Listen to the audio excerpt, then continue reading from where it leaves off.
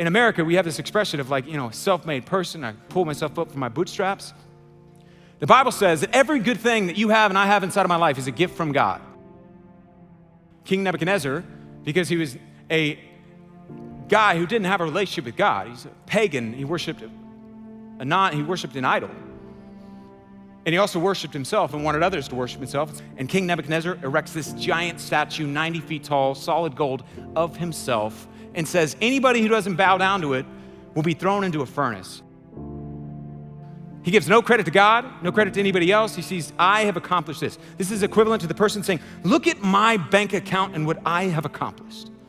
Look at the number of followers I have on Instagram. Look how physically attractive I am or fit I am. Look at all the degrees that I have accomplished and accumulated for myself.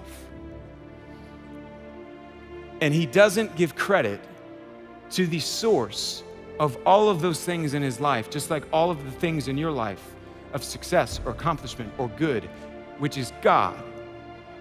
In other words, in America, we have this expression of like, self-made person. I pull myself up from my bootstraps. The Bible says that every good thing that you have and I have inside of my life is a gift from God. We have no part in deciding. Like you didn't grow up in the home, or you didn't choose to grow up in the home in the city, or have the education or the opportunities or drive the car that you had.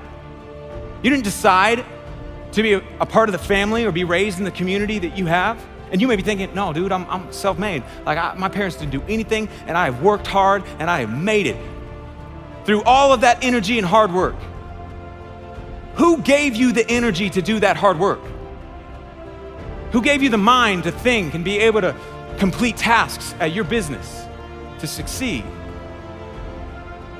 And we often do or think like Nebuchadnezzar thinks, like, man, I am responsible for what I have created through all my hard work. And the first manifestation we see, or the symptom of pride, is this arrogance that assumes you are responsible for your success and giving no credit to ultimately the source of good, which is God. And he models that inside of this chapter. In 1 Corinthians chapter 4, Paul reiterates this idea where he says to the Corinthian church in verse 7, what do you have that you did not receive as a gift? And if you did receive it, why do you boast as though you didn't? That Nebuchadnezzar, like oftentimes we can, was taking credit for something that was given to him by God. And what pride makes us do is be basically cosmic plagiarizers of God. I take credit for what ultimately is his, what ultimately he is given. And everything, and I know some of you are sitting there and you're thinking, man, but I've worked really hard and made good decisions. Even the ability to make those decisions and to have strength to get up, and the breath in your lungs today is all a gift from God. And King Nebuchadnezzar, sitting on the rooftop, look at me, look how amazing I am. And this is what happens next after the symptoms, the side effects. While the words were still in his mouth, a voice called down from heaven, O King Nebuchadnezzar, this message is for you. You are no longer ruler of this kingdom.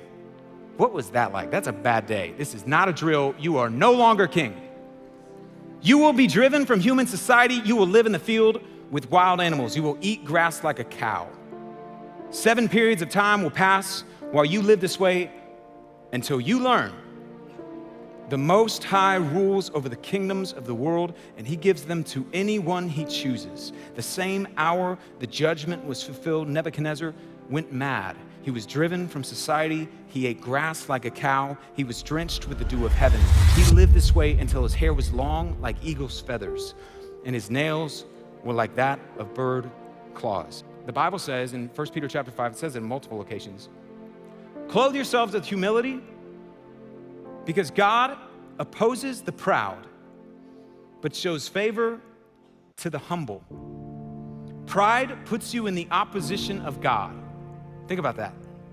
A proud person, it's like God's on one side, a proud person on the other. That's not a fight you want to take. We see clearly the implication of God opposing the proud in Nebuchadnezzar's life. What does it look like? He's out in the yard eating grass. under the opposition of God. But there's other side effects that we see that are a part of pride. Another one of them is anxiety. That pride will produce anxiety inside of your life. And here's what I mean by that. If I believe that I'm responsible for accumulating, providing, creating, I am solely responsible for making it in this life.